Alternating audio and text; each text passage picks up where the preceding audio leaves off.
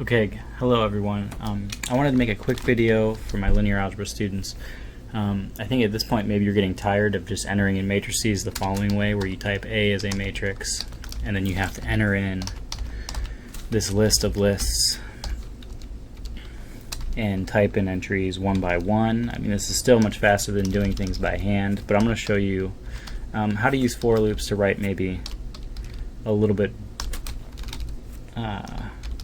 faster inputs for these things. So here's a matrix, and maybe I'll change some of the entries.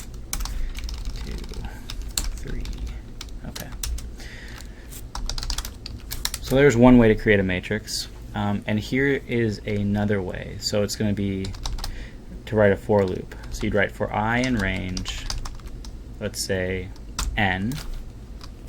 Okay, what is n? Well, we haven't defined it yet, but let's write that right there.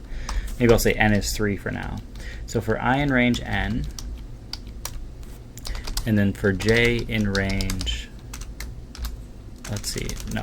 for I in range n, I'm going to do the following. I'm going to create an empty list, L, and then for I in range n, I'm going to say L append, and I'm going to append to that list. That just means add something to that list. I'm going to add an empty list to it.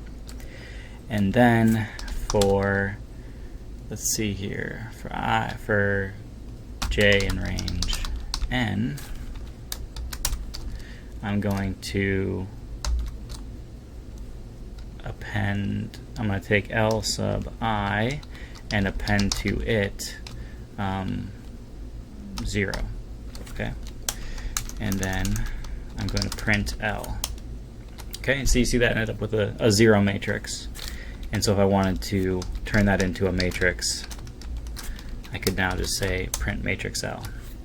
Okay, so there is a 0 matrix. Maybe you want to turn that into the identity matrix. Then you could just go through and write another for loop that says for I in range n,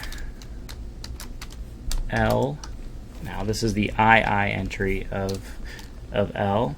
I'm going to set that equal to 1. And now I'll print matrix L. And now we've created the identity matrix.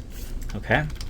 And I could just as easily have put in 4, and now this makes a 4 by 4 or a 5 by 5 matrix, and so on.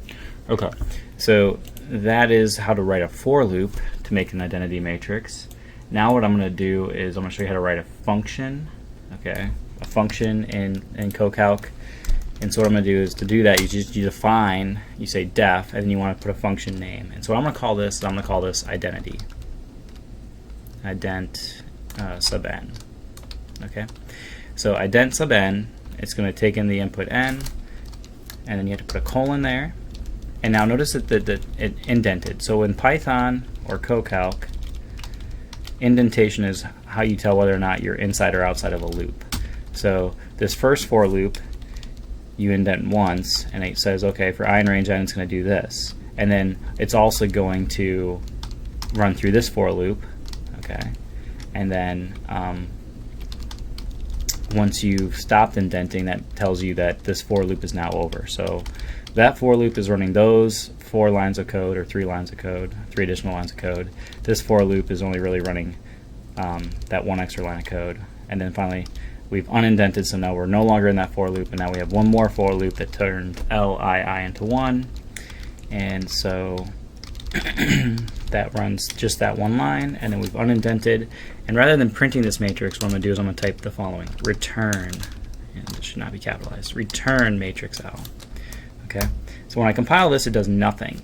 But what I've done is I've compiled it, and I've stored this in the program's memory, that if I call ident n and I maybe type in 4, now what it's supposed to do is run all those lines of code and spit out or return the matrix L. Okay, and if I wanted to store that, I could say this as I4 is now the ident of n, and I can print I4. So there's just a quick glimpse of how to create some code. And the nice thing about, once you've learned how to write code like this, you can quickly copy and paste and modify it to create new functions. And so I'm going to now define how to make a scalar, an elementary scalar matrix, right? So maybe I'll call this ES, so elementary, and then I want to scale a row. So it's going to be elementary, and it's going to scale a row. Maybe I'll keep the N there, just so that I know that like it's, you know, that's one of the things. And now, let's see here. Maybe I won't. I'll just call it elementary scalar matrix. And I'm going to have two inputs now. I'm going to have N for the size of the matrix that I want, and then I also want to put an input for the row that I'm going to scale. So maybe in this case, I'll call the row that I'm going to scale R. And then I also need to like put an entry for what I'm actually going to multiply by. So maybe this is going to be S for scalar. And now there's three inputs. I'm never going to remember that, so I better write that down. S equals scalar, and then R is the row number, and N is the size of the matrix. Okay, and so now I want to keep all the code that I have so far, but now what I also want to do is I want to go back and define L sub S. Let's see now. R is the row that I want to scale. L sub RR should be equal to my scalar S, and then I'm going to return the matrix L. Okay. So now if I print ES, and maybe I'll just say I want to multiply row 2 by -3, and I want this to be a 4 by 4 matrix, I would print that. Okay.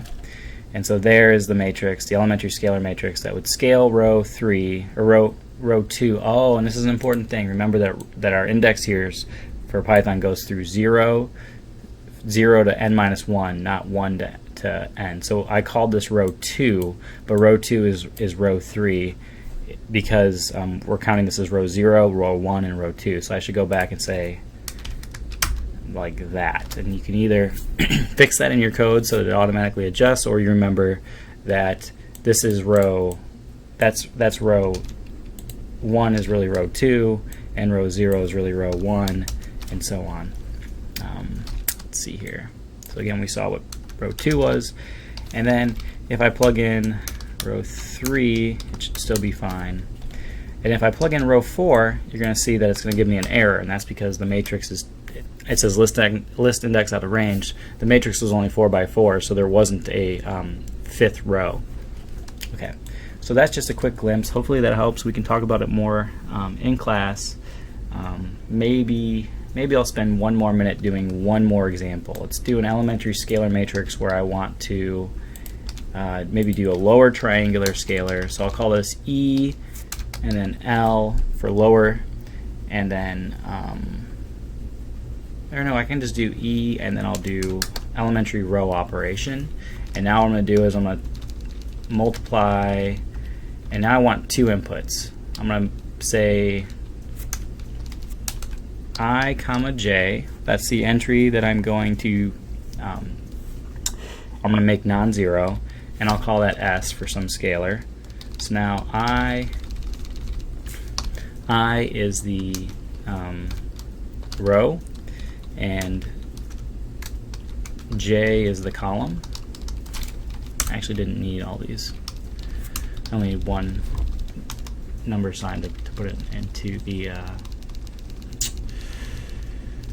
into comment mode. Okay, so now I'm going to keep with the identity matrix, but then I'm also going to find L sub I j. I want to make that equal to the scalar S. And I'm going to show you now, like if I wanted to keep the conventions that we use in the book where I wanted to say row I and row j, I think I just have to type L sub I minus 1 and L sub j minus 1 is equal to S. And so now if I want to make the 2, 3 entry equal to 5, and that's not what I wanted. 2, 3, L-I is the identity, E-R. Maybe I shouldn't be using I here. Maybe I should use M and M. And this is probably getting confusing for you, but all I'm doing is changing some of my conventions. Let's see here. So for mm in range M, L sub M is that. There we go. So I've made the 2-3 entry a 4. And if I wanted to do the 3-2 entry or the 3-1 entry, now you can see that elementary 3-1 has been scaled by 4. And I could change that to be like, I don't know, 25 if I wanted to, right?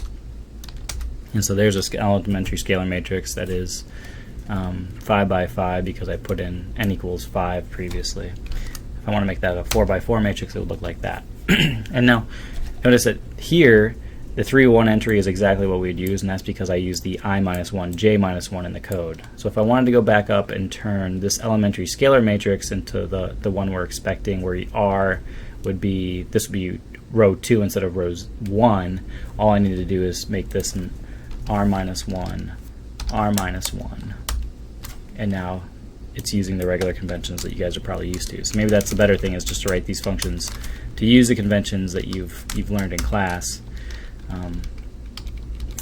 Okay. So hopefully that was kind of interesting, and it's really not that hard to write some for loops and to find some new functions. It just takes a little bit of practice getting used to the syntax, but it'll save you a lot of time in the long run. All right, thanks for your time. Have a great day. Bye.